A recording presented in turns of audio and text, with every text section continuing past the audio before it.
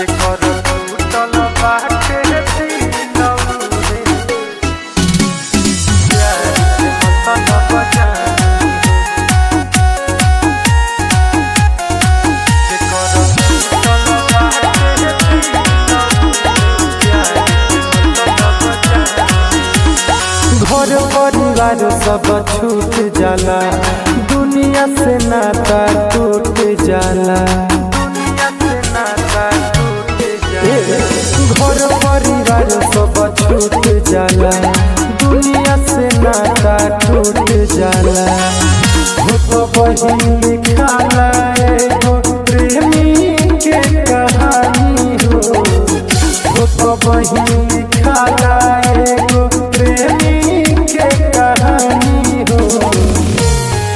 जेकर टूटल बाटे दिलौ रे प्यार के मतलब जान जेकर टूटल बाटे दिलवा रे प्यार के मतलब जान।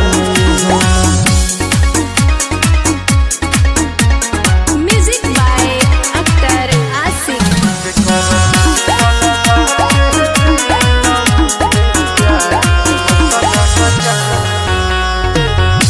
दिलवा से याद हो बहु न जाए, पल पल सताई पल पल बुआई।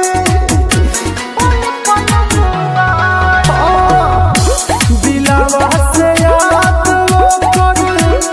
बहु न जाए, पल पल सताई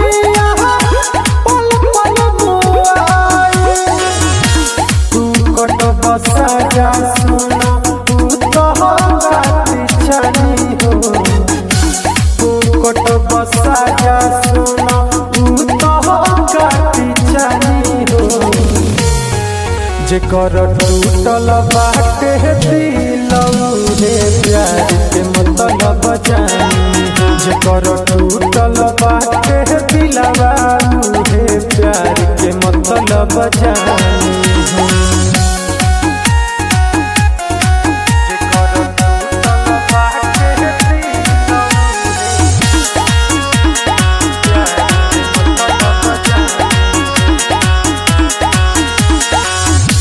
मनावा न लहकी कतही अमिली न करार करे पहुँचू साहित मजा गुरु को याद हो। हरे कितना बता मनावा न लहकी कतही अमिली न करार करे पहुँचू साहित